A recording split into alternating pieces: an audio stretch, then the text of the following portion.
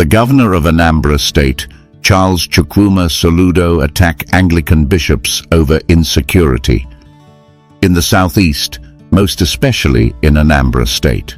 He criticized the church for focusing on wealth and materialism, noting that many churches prioritize financial transactions over spiritual transformations. Governor Soludo discussed introspection, purpose, and performance evaluation for both governance and the church, urging a review of values and methods. He highlighted the increasing prevalence of idolatry in the southeast, particularly among Christians, as a significant concern for societal values and governance. He connected the region's insecurity to idolatry, organized crime, and the failure of governance to address critical issues, such as open grazing and communal safety. He condemned prosperity theology, which promotes wealth without hard work, as a harmful ideology enabling societal corruption and insecurity. Governor Soludo argued that the failure of government and public institutions, particularly in education and agriculture, has pushed people towards crime and self-help initiatives. He acknowledged the emergence of the Eastern Security Network, ESN, as a response to the failure of government security measures, while also criticizing the criminal elements that hijacked its mission. Soludo proposed agriculture as a solution for youth employment and economic revival. However, some critics have criticized him for failing to support local cooperatives seeking to improve food security. They call for improved public schools, accessible healthcare, and measures to bridge the gap between the rich and poor to alleviate insecurity and corruption. They call for both the church and government to address systemic failures honestly, prioritize service over profit, and restore societal values for sustainable progress. It was one of those mornings in the heart of Anambra State when the bustling streets of Awka started waking up to the daily rhythm of life. Shopkeepers rolled up their shutters, students hurried to schools, and the sweet aroma of fried akara filled the air. But this wasn't just another ordinary day. In the governor's lodge, Governor Charles Chukwuma Soludo sat at his desk, his expression a mix of resolve and reflection. He was going over reports, pages and pages of data, stories and pleas from the people he was elected to serve. Charles Chukwuma Soludo, a man known for his sharp intellect and calm demeanor, was not new to challenges. After all, as a former governor of the Central Bank of Nigeria, he had faced crises that many would have buckled under. But the issues confronting Anambra State were different. They were deeply rooted, emotional and personal for every resident of the state. From the rise of insecurity in the form of kidnappings and clashes to the gradual erosion of cultural and moral values in the society, these problems weren't just numbers on a spreadsheet. They were lived realities.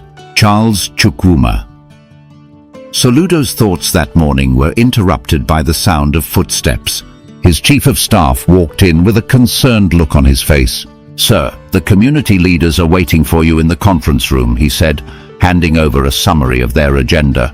The governor nodded, rose from his chair, and adjusted his sleeves. He knew this meeting was crucial. These leaders were not just voices of their communities, they were custodians of traditions, witnesses to the struggles, and sometimes the last line of defense against the challenges faced by ordinary people. As he walked into the room, the atmosphere was solemn.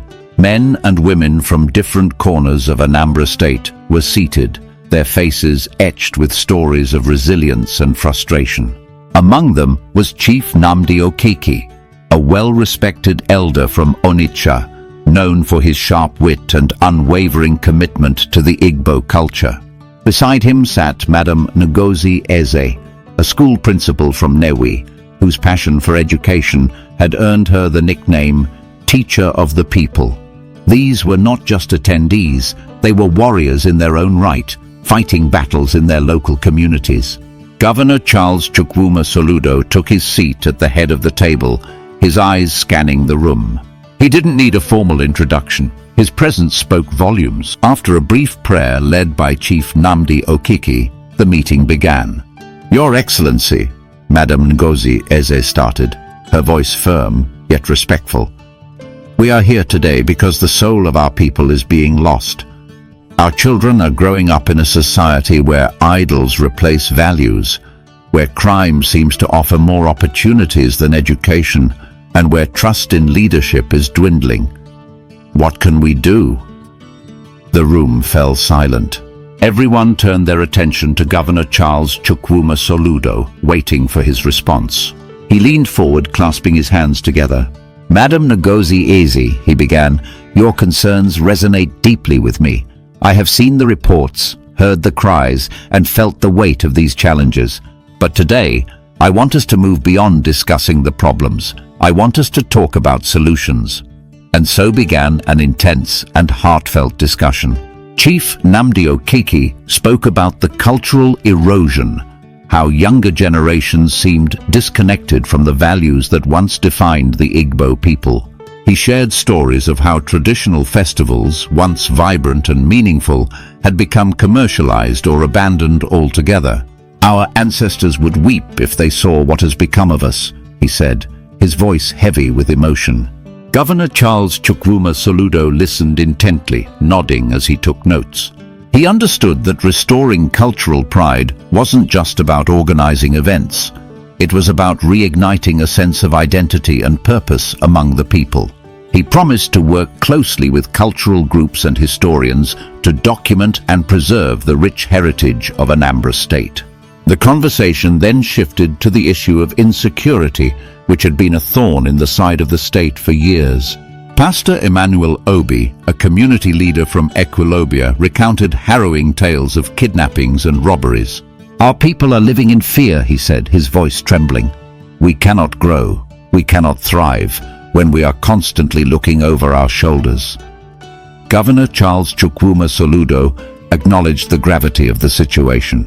He shared his administration's plans to strengthen the state's security architecture, including recruiting more personnel, equipping them with modern tools, and fostering collaboration between local vigilante groups and formal security agencies. "But this is not just a government issue," he added. "It is a societal issue. We must work together to rebuild trust and ensure that every community member feels responsible for our collective safety." Madame Ngozi Eze chimed in again, this time highlighting the plight of the youth. "Our young people are our future," she said. "But how can they lead when they are lost? They need education, mentorship, and opportunities." This was a topic close to Governor Charles Chukwuma Soludo's heart. He shared his vision of creating vocational training centers across the state, where young people could learn skills in technology, agriculture, and the creative industries. He spoke about partnerships with private companies to create apprenticeship programs, and his commitment to revamping the education system to better prepare students for the challenges of the modern world. The discussion continued for hours, covering everything from healthcare to infrastructure, from environmental conservation to economic development. By the time the meeting ended, there was a renewed sense of hope in the room. Governor Charles Chukwuma Soludo stood up, his voice steady and determined. "The road ahead will not be easy," he said, "but if we walk it together, with honesty, dedication, and faith, we can transform Anambra State into a place where every citizen feels proud to belong." As the community leaders left the conference room, there was a palpable shift in the air. They carried with them not just promises, but a shared commitment to work hand in hand with the government. Governor Charles Chukwuma Soludo returned to his desk, exhausted but inspired. He knew the challenges were far from over, but he also knew that the strength of the people of Anambra State was his greatest asset. In the days and weeks that followed, the seeds planted in that meeting began to bear fruit. Cultural festivals were revived with new energy, attracting not just locals but tourists eager to experience the richness of Igbo heritage. Youth training centers sprang up in towns and villages, offering young people a chance to dream and achieve. Security patrols became a common sight, and while challenges remained, there was a growing sense of safety and trust. Governor Charles Chukwuma Soludo often reflected on that pivotal meeting. It reminded him that leadership wasn't about sitting in an office or making speeches. It was about listening, understanding, and acting. It was about walking alongside the people, sharing their burdens and celebrating their victories. And so, the story of Anambra State continued, written not by one man, but by an entire community determined to rise above its challenges. It was a story of resilience, unity, and hope, a story that would inspire generations to come.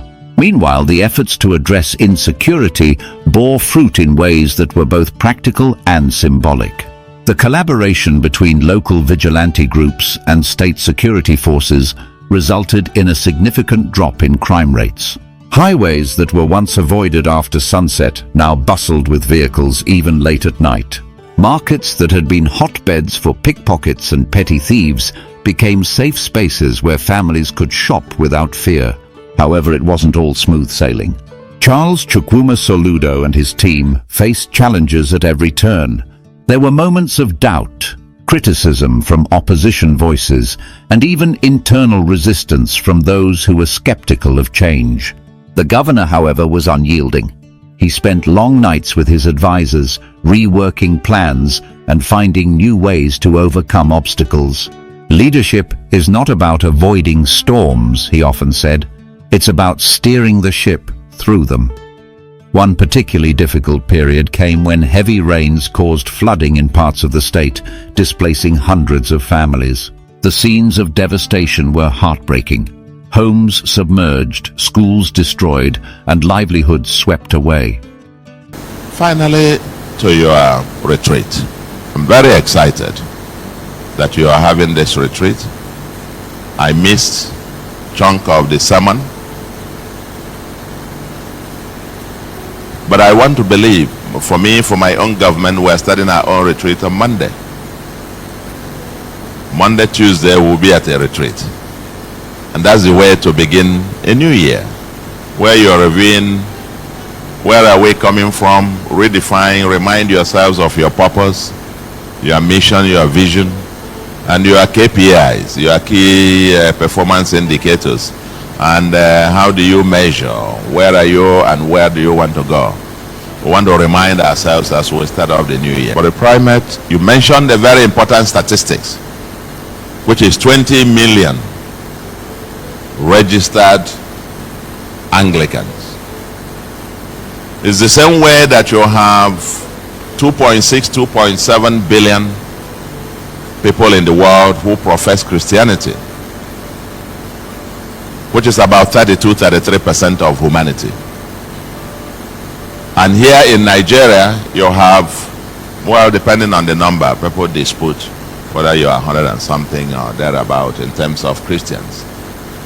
But an important question that I will leave with you is that as you ponder these 20 million, that's those on the register, are they still there?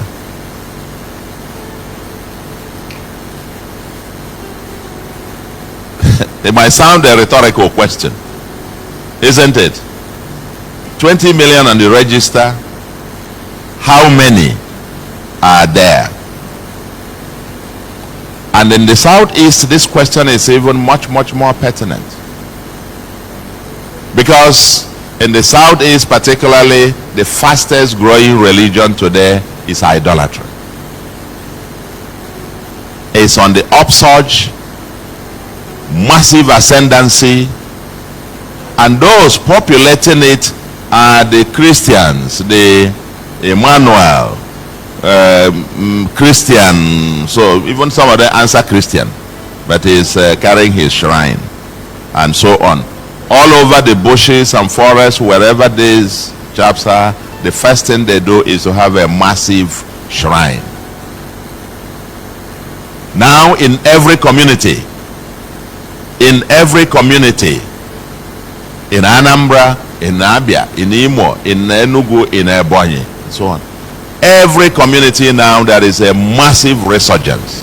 In other words, since this is a moment of retreat, that the leadership of the Church of Nigeria must pose that kind of question. It's a time for introspection. A life unexamined is not worth living. At some point, you must be able to re-examine your purpose. Are we still serving the purpose? Have our ways become in conflict with the purpose? Or do we have a defined purpose, but our means of getting there now in conflict and in contradistinction, that the people themselves see through it and they think this is all a joke and they are living? Somebody says, many people are saying the church and so on, religion has become business. The transactions have overwhelmed the transformations.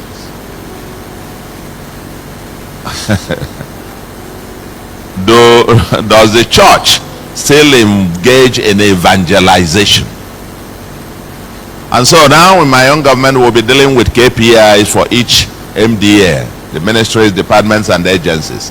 What are the key performance indicators that the leadership of the church provides for the ministers of the church? In each parish, what are the KPIs?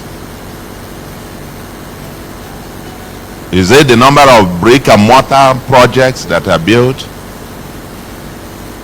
Or is it in terms of how many members who actually are on the register are still with you? How many persons who are non-Christians have been converted over the previous 1 year? Can we have it in the register as part of the KPIs for each parish? How many have left?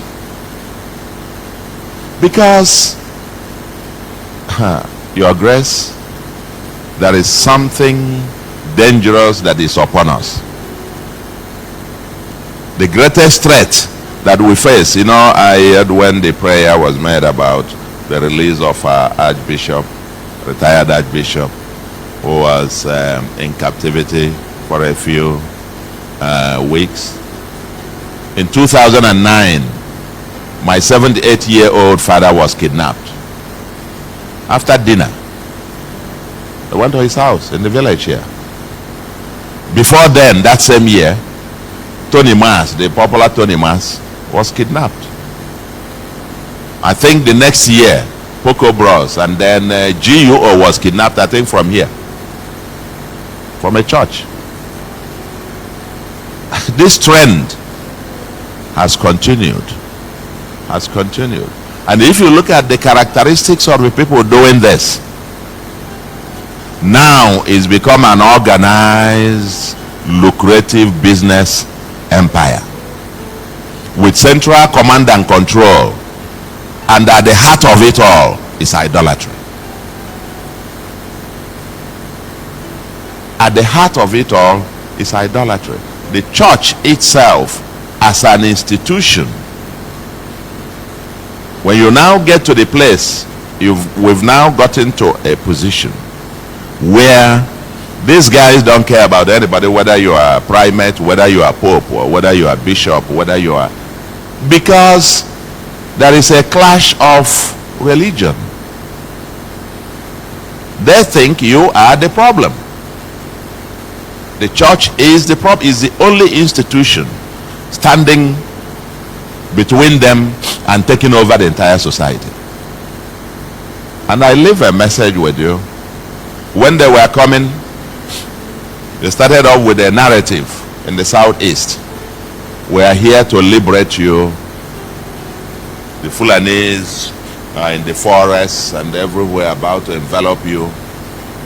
They will go to the checkpoints, kill the police, kill the soldiers, take over their AK-47, and people will tacitly inside be happy because they are the liberators. They are supposed to be the liberators. Now, after they carry the AK-47, how do they feed the next day in the bush? Nobody asked that question. How do they continue to feed month to month, year to year? They have to feed. They have to survive. They have families. Now they come out to grab people because for ransom. And at the heart of it all is that the first thing they have there is their big idols, big shrines. Over the last 2 years or so that we've declared war on this, before I came, 8 local governments were under their total grip. We declared war on them. The number of shrines that we have had to burn down or bring down. And yesterday we had about 10.5 hours meeting. We're bringing out a new Homeland Security law. I want to assure you, the primate and bishops of Church of Nigeria, that the way we want to fight this war, it's not just carrying gun and so on and going to, for me it's just 40% of the problem. The 60% is that if we don't collectively challenge and tackle the source of the warped ideology, the ideas that fuel this in the first instance, that continues to enable them to have continuous supply of young men going into the bush and wanting to carry arms to go on a kidnapping and so on and so forth, because it is now the most lucrative business in town. Nigeria published data that about 2.4 trillion was paid as ransom. Did you see that? For every 1 naira published, we estimate that at least 5 naira was not reported. So if you multiply that by 5, you'll be getting more than at least more than 10 trillion. Even oil block is not as lucrative. But there is something also fueling it. And this is where the church also comes in. When I ask why do they leave? The lucrative criminality, but also we now have a society where we celebrate something for nothing. Where even in Christianity, we now preach that you can have a crown without a cross. We tell people that you can have wealth without work. That God is a money doubler. Only pay your tithe and then you go and close yourself with blanket. God will quadruple it in 10 times. We're no longer telling people about responsible Christianity. No, it is the hard one. If we tell them no cross, no crown, then you will not be the popular priest. It's when you tell them, a young apprentice, you will become a billionaire by the end of it. Say, yeah, I claim it. How? How?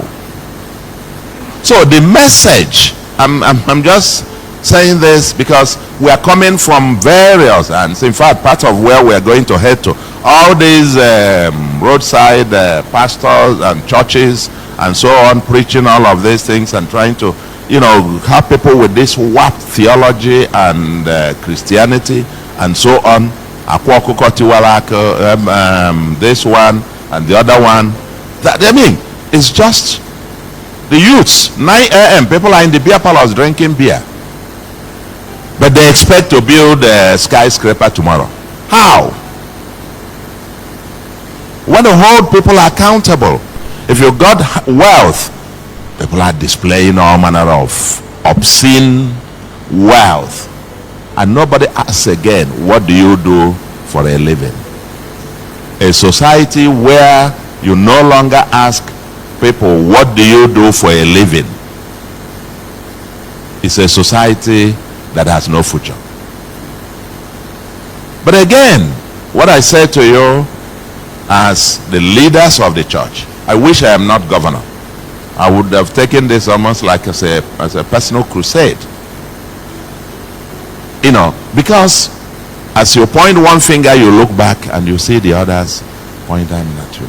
I say, in about 2012, I addressed the Catholic Bishops' Conference. And I did make a suggestion And everybody laughed. I said, in the Catholic Church we have this prayer against bribery and corruption. We pray it almost every alternate Sunday. The other one is prayer against for Nigeria in distress.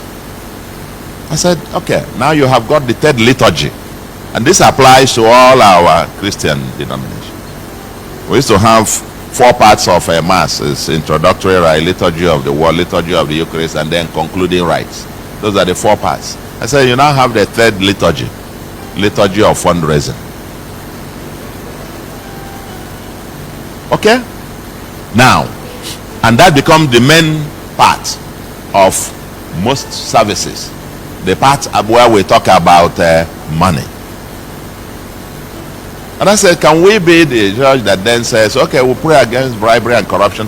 Then an officer, a government official, whose total monthly salary is not more than 200,000, comes to the church and makes a donation of 2 million.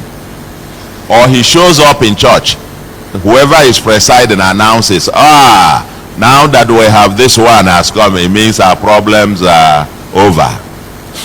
That was the day they are going to do special fundraising. And he comes and pledges 2 million. I will say, kneel down for special prayers. How is he going to get the 2 million? That's where it starts. And I did make a proposal. I then said, can we then lead by saying, okay, let's make a rule. If you are in public office, we're not going to accept any donation from you until you leave office, and 5 years after you've left office. Everybody laughed. More like, how now? It sounds like a joke, but go to think about it. Today, during this season in the southeast, bazaar all over the place. Who are the chairmen of the bazaars? This one has come down. So IK Malaysia. Peter of South. This one. What do they do? Even the ministers of God do not ask.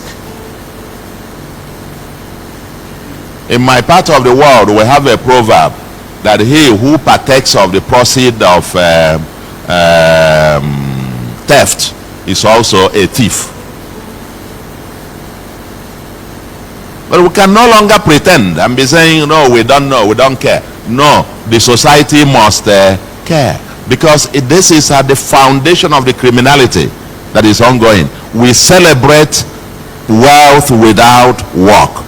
And if the church continues to celebrate this, a society gets what it celebrates. And therefore, I'm only just throwing up something, Your Grace, that at your retreat, because this thing, I feel so passionate about it. We're going out where we are going after all this Okite and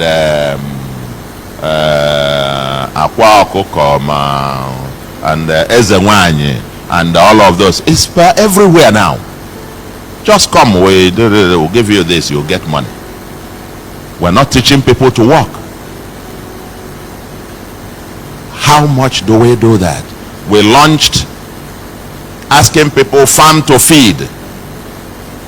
There was a time Nigeria was, they said they were having a hunger protest, that we are hungry. And we said, no, we can't. We must teach our people. We met with our youth and launched farm to feed. Akajaja, the butono mano. That's how what we are stand in this part of the world. So please, while we go onto this retreat, since we are going onto retreat, that's why I'm raising these issues, that there are deeper existential threats. Deeper existential threats to the society itself, because we have put our values on upside down. And the church, as the last man standing, must not be seen to flow in that direction. Otherwise, there is no redemption. This is the end of our news update. Please click the icon on the top right corner of your screen to watch my next video. You will enjoy it. I will see you again in my next update. Enjoy the rest of your day. Goodbye for now.